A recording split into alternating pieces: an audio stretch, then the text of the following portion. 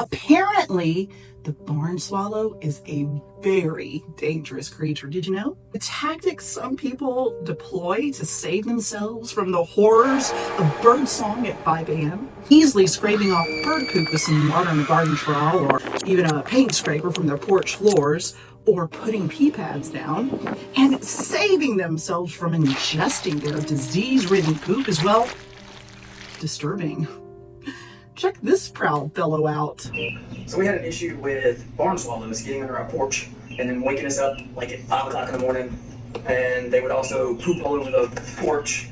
See right there, this is where they poop from the porch. Super annoying creatures, right? So I tried to get rid of them. I tried the little spikes. I tried the fake owl, some scented stuff. None of it seemed to work. But I did finally find something that worked, so I'm going to share it with you. It's in this little bag right here. Smells bad. It's my dog's poop bags. So I figured out if I put them up there, see them up there on the little ledge? Yeah, the birds don't like it. They say it stinks. So now you know. I think he's in earnest. He doesn't strike me as a troll, but if he is, excellent acting, my friend. You can see by the comments that some had the same thought I did when I saw this short, which of course is, okay. If the bird's poop is bothering you the most, why would decorating with canine fecal material hung up in thin plastic bags all around the perimeter of your house be considered an improvement? Why? Just why? As far as the debate of pests versus purveyors of fun and pest control gods goes, I get it, okay? I get it. Not everyone sees a pair of barn swallows transforming an old wasp nest in their back porch and thinks, yes, I get to watch them, delight in them, film them, and make funny shorts about their antics. And I have a natural organic way of getting rid of 850 insects per bird per day that aren't annoying the shite out of me, which adds up to billions of insects that aren't bothering humans. For some people, especially parents of toddlers, who might see that curious looking pile on the porch and interact with it by touching it and putting it in their mouths, because toddlers put everything into their mouths, even when you're watching them like a mama bird. The thought of having flying poop machines is probably rather concerning, because if you consume bird droppings, you might very well get sick. I recommend wearing a mask when quickly scraping up that day's droppings out of the way. Also, some people are genuinely scared to pieces by birds. Ornithophobia is an extreme, irrational, and overwhelming fear of these winged reptiles. And by the way, yes, birds are reptiles. Just ask evolutionary biology professor Clint Laidlaw. Check out his awesome video all about that. He's an entertaining and awesome content creator here on YouTube. While I can sit on the porch and giggle at a barn swallow swooping close by me on their way to feed their young rather than dive bombing me in protected parent mode, this would cause some people with ornithophobia to experience very uncomfortable symptoms like nausea, dizziness, sweating, and shortness of breath, which is no laughing matter, especially if you have a heart condition. I've actually worked with clients motivated to lessen their fear of birds, so I recognize that when you do have this fear, it's a serious problem to deal with. In the interest of propping up the perception of this very common bird, which is present on every continent except for the Antarctica, just like my garter snake carnelian here. By the way, thanks to Russ from Aquarimax and his lovely Ruby for my beautiful pet here. I decided to take a wild psychology spin on this delightful little species and go over the top 5 ways you are a lot like a barn swallow. The number 1 reason that barn swallows are like you and me are barn swallows made for life. There's a good chance that the pair on my back porch that I've dubbed Fern and Finn are the very same pair that took an old fixer-upper of a wasp nest and converted it into their own cozy family home last year. Males and females are socially monogamous, very family-oriented as they work together to raise their babies, just like a lot of humans are. The females tend to select a male with a long tail, as that male bird is the Patrick Dempsey of the barn swallow world. A male with a long tail shows survivability, so a little white on the tail is desirable. Literally, if they have large white spots that otherwise would attract parasites, they show some immunity to disease. And just like a lot of humans, a lot of dad barn swallows end up raising a chick or two that aren't biologically theirs, because sometimes straying from that mostly social monogamous relationship happens. And honestly, that's to the genetic benefit of the species. Just like in healthy human couples, the mating dance continues throughout the lifetime of the pairing. They perch by each other and preen each other, have distinguishable clicks and chirps to recognize each other. They hunt together and do a lot of flying together. The male barn swallow scouts ahead of his female mate to find a good nesting spot for the season. They stay together throughout the egg-laying and parenting season and migrate afterwards together too. Sounds a lot like us hairless primates, if you ask me. That brings us to the number 2 spot in the how we are a lot like barn swallows list. Home builders. I wonder if primitive man living in arid regions watched barn swallows build their cup-shaped nests out of thousands of beakfuls of mud pellets in caves and along cliffs and decided to try adobe house building from that. I can imagine those early people watching pairs of swallows make tireless trips from cave to mud hole, taking turns so other barn swallows don't swoop in and steal their nests, and saying to themselves, "You know, Urga, I think we could do a bit better than that." And Urga says, "We need to add something soft like their feathers, Bob. I've got a bit of fur from last night's dinner, that should do." Brilliant! And the barn swallows have a laugh among themselves at the hairless apes stumbling around at first trying to build a house, until the silly apes improve building to the point that the barn swallows say, "Oi, Took! It looks like the humans have a 45-degree angle structure we could build on much easier. What do you think?" And Took, the long ago barn swallow, says, "And it's even closer to the mud hole. That's a good idea, Sheila." And then cave people Bob and Urga were weirded out that the birds were building on the overhang of their hut and tried to catch and eat them until their daughter, Clark, cried and begged them not to hurt the pretty little birdies, and Bob and Urga put up dog poop to keep the barn swallows from pooping on their porch. Now for number 3 on our top 5 ways we people are a lot like barn swallows. Parenting. Both species, human and barn swallows, demonstrate cooperative, protective parenting, raising their young until they are fully able to care for themselves.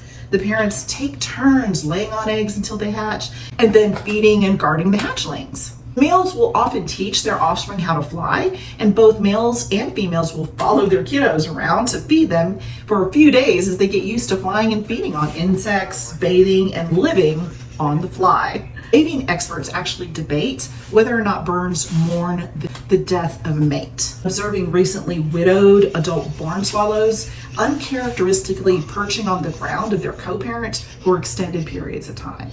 Feelings are perhaps unromantically a result of naturally produced chemicals, such as oxytocin for us mammals, the chemical that results in feelings of bonding and trust.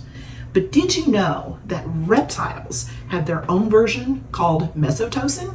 I may be looking at it too simply, but mesotocin seems to result in behaviors very similar to our oxytocin, including a range of social behaviors such as sharing food, pair bonding, and parent-offspring bonds, even sibling-to-sibling bonds. Is this part of what we call love and mourning and warm feelings of family? Does the so-called love hormone of birds result in other prosocial behaviors, such as an older sibling or two from the first clutch, helping out with the second and sometimes third clutch of the season? We all choose actions that we ultimately benefit from, and bonding has evolved in both humans and barn swallows to ensure a better chance of survival. In other words, we are more likely to keep doing what it feels good to us to keep doing. Charging forward to the fourth way we are like barn swallows, number 4 on our list is that we are both a colonial species. Meaning we benefit by building our homes, hunting, breeding, and living in the same areas. Ever heard of safety in numbers? Yep, that's about colonialism in an animal species. If your buddy tells you how much he likes living at his place with plenty of resources, you might follow him with your own family and settle down for a bit. And it's the same for barn swallows in their own communication with each other. I have myself observed how when Fern or Finn approach their nest, even when the parents aren't in their fledglings' eyesights, Finn and Fern let out a particular click that when the neighbor's barn swallow parents do the same as they pass by to their own nest, Fern and Finn's babies don't respond by opening their mouths hungrily and chirping. Although that's exactly what they do when Fern or Finn come in and click. It's fascinating. And number 5 on the list of how birdies are like us beasties, we both like to travel. We both use celestial cues to navigate. But where we have GPS, birds have specialized cells in their eyes that help them see geomagnetic fields produced by the Earth's core to help them guide them along their way. Researchers have discovered a small spot on the beak of pigeons and some other birds, like barn swallows, that contain magnetite. That's magnetic iron, which is what they put into compasses. So much do early travelers appreciate the swallow's ability to journey to and fro that a swallow tattoo is traditional among sailors as a symbol of a safe return. The tradition was that a mariner had a tattoo of his fellow wanderer after sailing 5,000 nautical miles. A second swallow would be added after 10,000 nautical miles. Sometimes one on each side of your chest. A mated pair. Because what? A mated pair. A mated pair. I like that. Going back to the flurry of pro versus con videos I found about our friends, the barn swallow, it's long been held as superstitious to harm a barn swallow or its nest. If a person in years past hurt a barn swallow's nest, that act may lead to hens not laying anymore or a cow not producing any more milk. Swallows have long held a place in the hearts of us humans. They have been seen as synonymous with hope, as their arrival signals that land is near, representing the promise of a brighter future and the anticipation of reaching safely. And by the way, it's definitely illegal to harm a barn swallow's nest. So keep that in mind. So the next time you feel really annoyed that you're sharing a corner of your shed or porch with our feathered friend, the barn swallow, maybe consider how much they really do help us from the actual bitey things like flies and wasps that they snap up and eat so quickly the wasps don't have time to sting them, and how much history and traits we share. For me, I love our Fern and Finn and wish them and their babies all the best. And we at Hissy Fit wish you all the best too. Remember, be your own safe place. And don't throw a hissy fit. You know what? I think I want a swallow tattoo. Where? Well, you know, one on each side of the chest. That means 10,000 nautical miles has been traversed successfully. We've been on 2 cruises. We need to calculate that. We have been on 2 cruises. I've earned both barn swallows. Well, we need to see how far those cruises were. Do you know how to track that? I mean, one was to Mexico. And one was to Alaska. Fingers crossed. We'll see. We'll see. All right. Say bye, Carnelian. 850 insects per day per brood. Brood? Boob. That brings us to the number 2 spot in the how we are like Babe, who'd you buy this house again from? Oh, just a couple of wasps. Silly Finn. Wasps are food, not friends.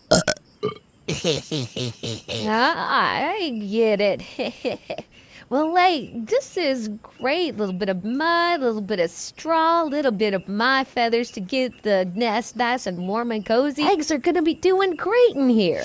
Yep, not too shabby if I do say so myself. Oh, we should totally put this in for that show, that reality show, Beyond the Barn. Man, I hated when Tootie and Ted got thrown off. Hey, maybe that hairless primate can help. She's got a camera. Hey, you gonna help us? You're filming us anyway. Who, me? Whoa, talk about breaking the fourth wall there. Or we could dive bomb your head. Hey, okay, I'll submit it. Hold your feathers. I'm so tweeting about this. I'm so excited the egg just dropped. Aw, Fern, our first.